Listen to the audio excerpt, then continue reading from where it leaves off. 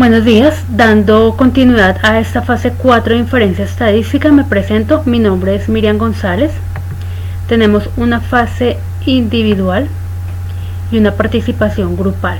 Para esta etapa de la individual vamos a hacer una varianza, un análisis de ANOVA, y vamos a hacer una prueba no paramétrica de G cuadrado para saber el consumo de kilobytes y cómo se hace su distribución, si es normal o no es normal. También cada estudiante iba a escoger 3 asesores distintos del el grupo que teníamos, y cada uno va a escoger y va a trabajar la información. Entonces tenemos nuestra muestra con la que hemos venido trabajando, una población de 999. Nosotros vamos a trabajar con la muestra de 549, que fue la que nos arrojó inicialmente.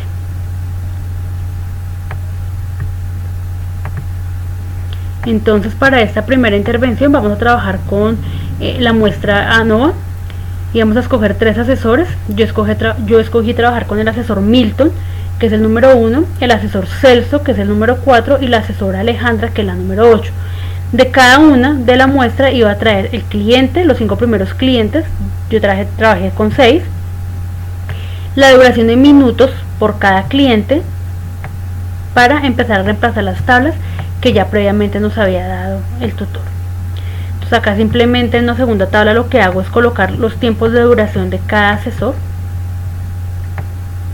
y vamos a empezar a tomar la media, la varianza y la desviación de cada uno por su población, y al final sumarlos. Entonces, si se dan cuenta, podemos concluir que la varianza del asesor Milton con sus llamadas es de 195,2, de Celso de 53,8 y de Alejandra de 244,7. Esa es la varianza. Tenemos la media, la desviación, la población y la suma de cada uno. Vamos a tomar un análisis de varianza de un factor. Lo mismo, simplemente reemplazamos la fórmula, la tabla que ya traemos. Ustedes se dan cuenta, acá la estamos reemplazando por la información que tenemos en la parte de arriba. Por cada asesor vamos a hacer un análisis de la varianza, el origen de las variaciones, por grupos, dentro de los grupos, y un total. Se dan cuenta ustedes, acá estamos reemplazando, simplemente reemplazar, pero para reemplazar debemos saber qué vamos a reemplazar. Vamos a hacer una comparación múltipla de 2K. Entonces la media del grupo, el número del grupo, la media del grupo, el número de grupo. Esas medias de grupo se refiere a la media de cada asesor. Como ya se dieron cuenta en la parte de arriba, las estábamos trayendo. Simplemente vamos a reemplazar el resto de la información que nos pide acá. Ya unas vienen formuladas, que son fijas, otras las traemos. Acá la diferencia absoluta de la comparación del grupo 1 con el grupo 2, la diferencia absoluta del grupo 1 con el grupo 3, cuando hablamos de grupos son de los asesores. Esto por la parte de los asesores, del análisis no. Ahora vamos a traer nuestro G cuadrado. El G cuadrado también ya viene parametrizado, simplemente es cambiarlos y saber qué vamos a cambiar. Entonces, para nuestro cliente y para nuestro consumo traemos nuestros 549 clientes y su consumo. ¿Cuál ha sido su consumo en kilobytes? Entonces acá lo traemos para que ustedes vean la tabla. Acá están todos nuestros asesores. Esta tabla ya la traía previamente la guía que nos daba el tutor, y simplemente vamos a reemplazar nuestro número de población, que son 549. Yo lo que hago es traerla con un contar. Si ustedes se dan cuenta, me está nombrando esta tabla A. Voy a traer un mínimo, que también me trae el mínimo de kilobytes, me cuenta desde el primer cliente hasta el último y me hace un promedio. Me trae también el máximo de kilobytes, el rango.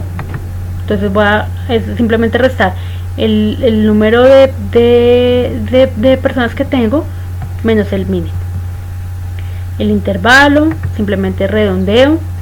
La amplitud en kilobytes, el nuevo rango, el nuevo máximo. La media, que también es un promedio de los 549 clientes, y la desviación, que también se calcula sobre el número de consumo en kilobytes. Teniendo esa información, paso a calcular mi siguiente tabla.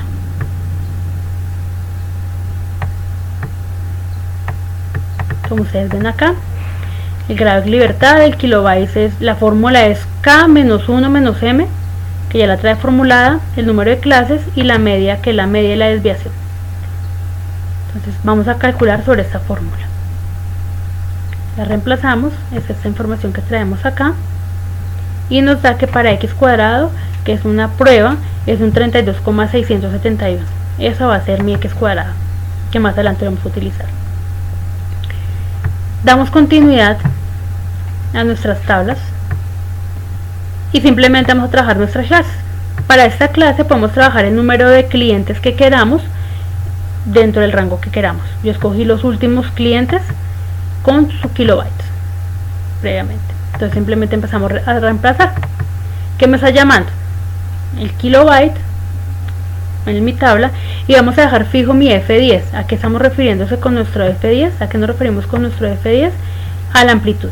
Esa va a ser fija y por eso vamos a calcular y vamos a formular todo mi X1 en kilobytes. Entonces simplemente corre la fórmula. Luego tengo mi frecuencia de clientes. Aquí hacemos referencia con mi frecuencia de clientes. Si ustedes se dan cuenta, es un contar en un conjunto de mi B, que está al otro lado, que ya lo muestro, entre mi número de kilobytes primero hasta el último, por mi H17, que es el número de kilobytes. Simplemente contamos la fórmula. Traemos mi Z1, mi Z2, que también simplemente reemplazar una fórmula. Si ustedes se dan cuenta, ¿qué nos está pidiendo? Reemplazar la fórmula por mi kilobytes 1, mi X1, por mi E11, que lo podemos mirar acá,